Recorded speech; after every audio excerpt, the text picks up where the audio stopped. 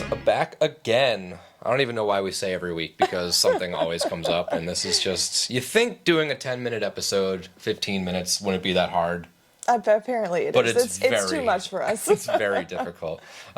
So, yes, Shudder Sundays, every other random Sundays when we want to do it. But we've been talking about this movie. We've been wanting to see this movie, and it finally dropped, I think, last Friday. Yep. But that would be Destroy All Neighbors, released in 2024.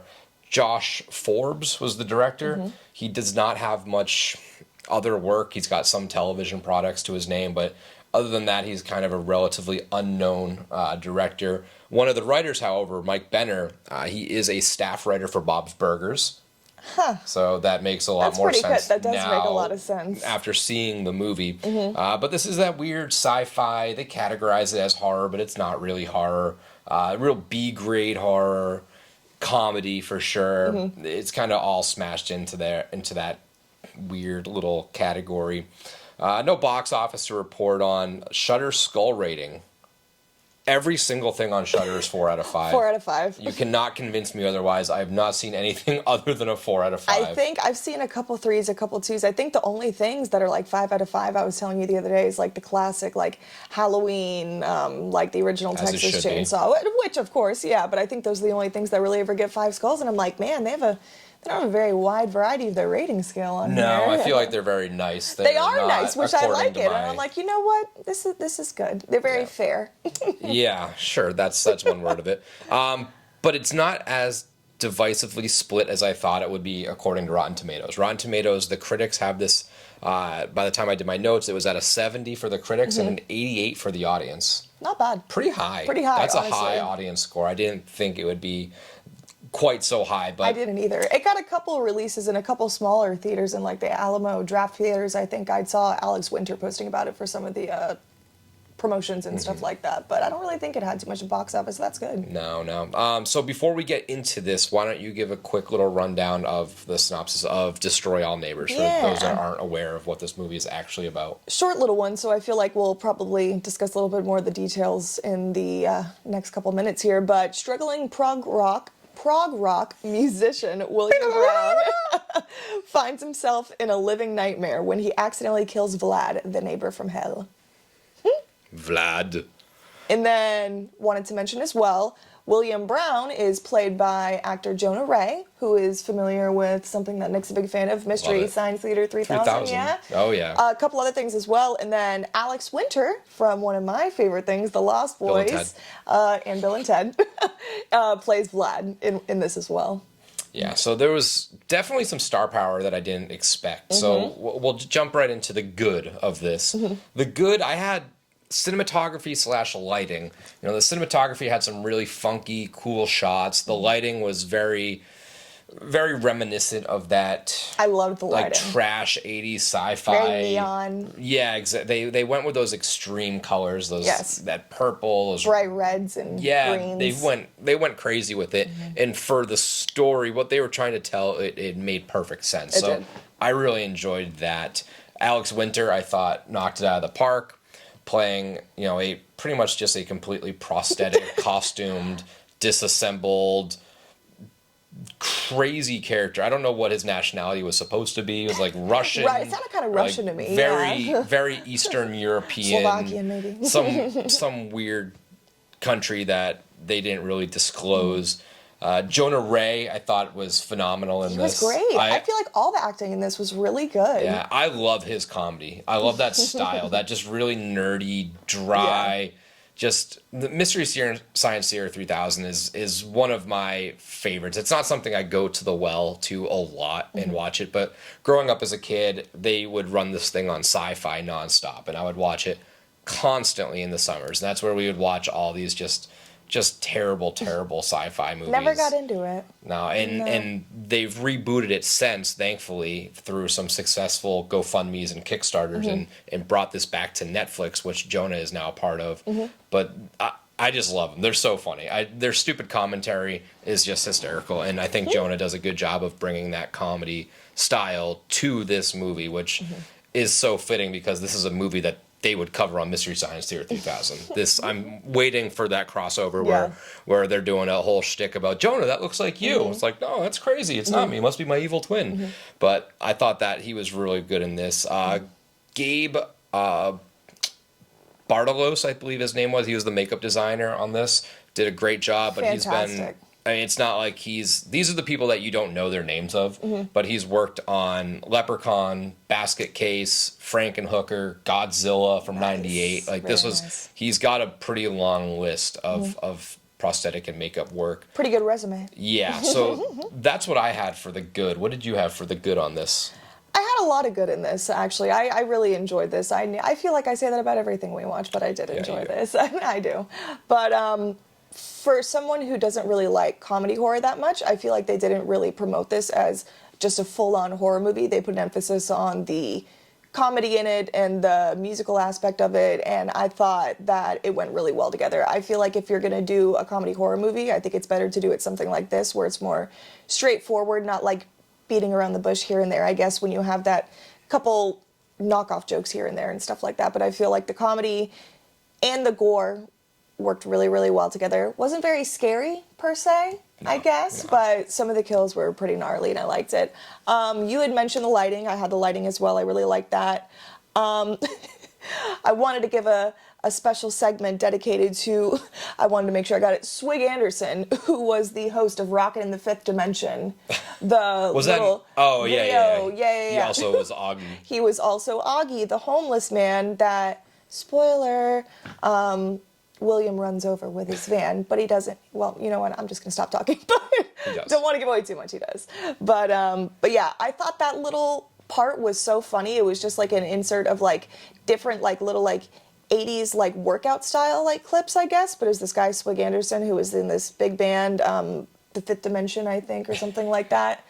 Anyways, I just feel like it really drew me in, because I always like those little like VHS style, old school style tapes. Kind of reminded me of VHS, and then it ended up connecting with the movie, which was a nice little twist as well. Which is, I didn't expect that to either. happen. I thought it was just like a fun little one-off joke. He follows this YouTuber with like, 10 followers probably, and he's just obsessed with this absolute nobody. And I didn't think that there was going to be any payoff for it. And I was fine with it not having a payoff. That's not something you'd expect or need or want. But the fact that they did tie it in a little bit was very fun. So I did enjoy that fact. So let's get to the bad. To me, I put bad as the story to an extent. There just really wasn't like an actual story. I mean, they tried to push the fact that, Jonah's character was trying to complete his prog-rock album, but then there was the whole storyline of like, it was kind of like, well, the neighbor's annoying, and I thought that was going to be the whole movie, a battle of neighbors. Yeah. And it's just kind of, there was no real, what I thought as clear-cut story of like, this is what has to happen. In the beginning of the movie, you don't assume that the hero's journey is going to complete upon him finishing the album, and it felt more like a neighborly dispute style movie. So the shift in storylines about halfway through the movie kind of broke it up a little bit, and I just wasn't super in love with that. The love for prog rock, it was ridiculous, but progressive rock, it's a thing, guys. Zero. I don't really desire. listen to it that much, but no, it sounded pretty cool. So I guess for the story, but they definitely, you could tell the writers probably were like huge prog rock fans. The soundtrack in this though was fantastic. Not even just the prog rock itself. Some of the like electronic music that they used bumping from Vlad's apartment was banging. It was really good. He's just pumping iron. Pumping iron with the buckets of cement. Yeah. Great workout. Clearly Eastern European workouts. And then for me, the other thing that didn't really work was the ending.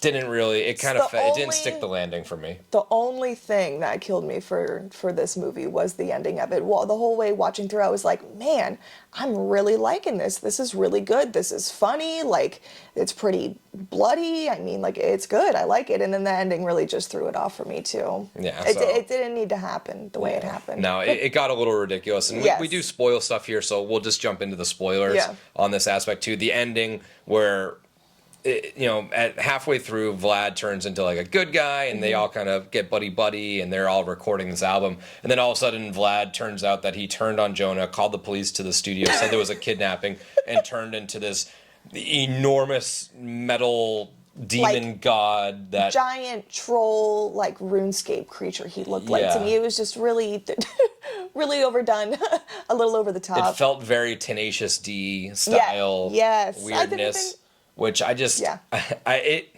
obviously with this like B-grade schlocky weird sci-fi stuff, like a lot of cool stuff can happen. Obviously there's a lot of characters that are undead or what have you, and this transformation from the headless Vlad, the dismembered dismembered head of Vlad turning into this giant creature, just it didn't fit. Made for of me like there. Instruments. Yeah, it didn't fit for me there.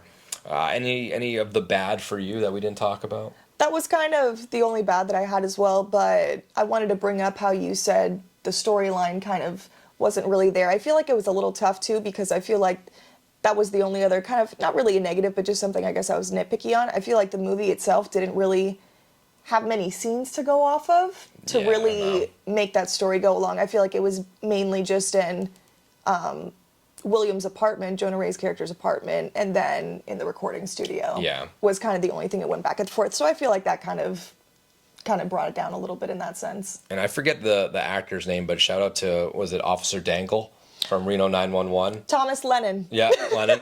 I was nice watching, surprise. And I was like, is that Lieutenant Dangle? And yeah, it was. nice surprise to have him cool. in there. The other little recording artist character, was not a big fan of him. I didn't really find him funny.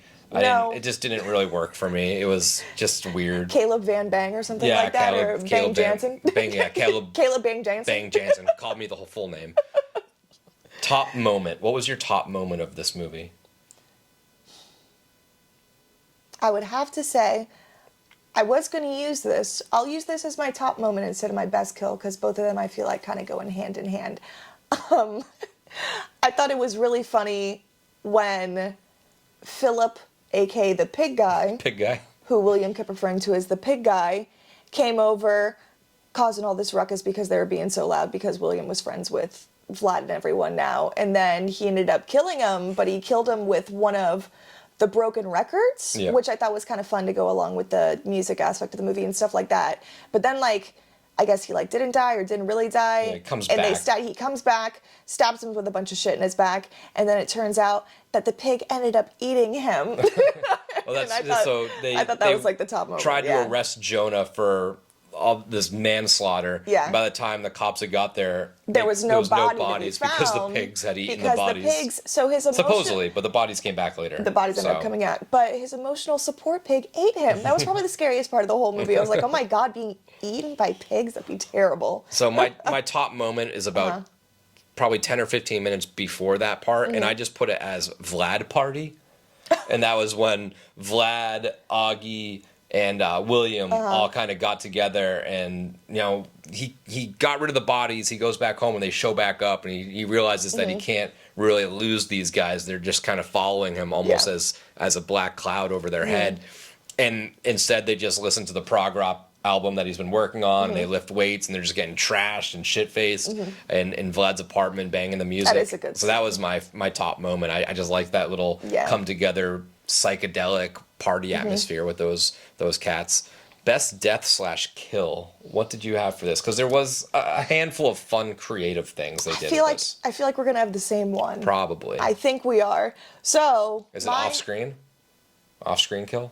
No. Okay, mine's an off-screen kill. Off-screen kill? No, I don't think so. I had death by electrocution when Eleanor, William's elderly neighbor, who also is the tenant and runs all the apartment buildings, decided to try to fix the breaker fuse box on her own and stuck the screwdriver into the breaker fuse box and was electrocuted to death, and then turned into this ghastly corpse and came back.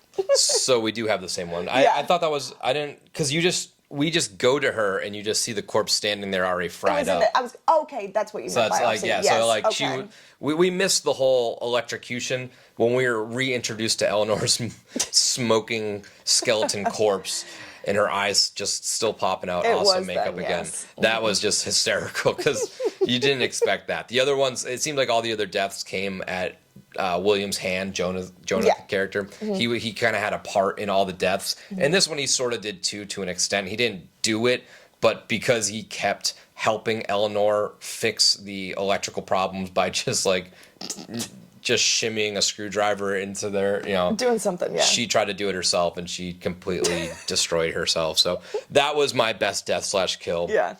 Let's get into ratings. Fear and beer ratings. Fear rating is 1 through 5. How scary is this movie? Beer rating 1 through 5. How good this movie is. What is your fear rating for this? I gave the fear rating for this a 1. A 1? But only because it wasn't very scary. Not saying that's a bad thing, because the movie did what it was supposed to do. Yeah, I was gonna say, I with my P2, I kind of broke it. I put a 0 on one of them, so I do want to give this a 0 as well for the fear. It's just not scary. No, it's I know. not. I'm not. Yeah. It's definitely that. It's definitely more sci-fi than horror, more Right. comedy than horror. Horror being just from the gore itself. There's no real jump scares. So if I have to give it a numerical score, if I can't give it, we make up our own rules. So I'll just give it a 0.5. So I'm giving it an actual number. But Little something. just because it's not scary doesn't mean it's not good. So Right. beer rating, how good was this 1 through 5 for you? I gave this a 4. 4? Okay. I'm close. I'm giving it a 3.5.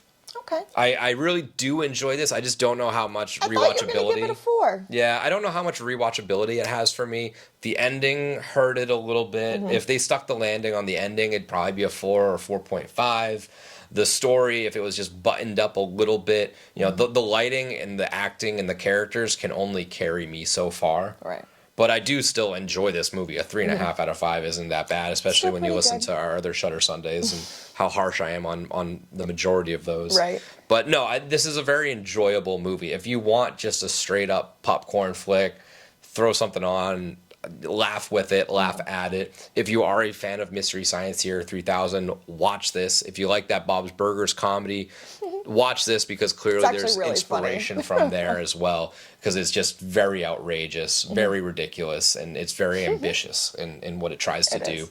So any other thoughts on Destroy All Neighbors before we sign off? Go watch it on Shudder, because this was actually a really good one, and it was definitely one we agreed on for the first time in a while, which was nice too. Entertaining for sure. Yeah. So Destroy All Neighbors, it's streaming now on Shudder. Go check it out, and we will be back possibly next week. Hopefully. I'm going to stop lying to you and saying next week. Right. We will be back on a future Sunday. Yes.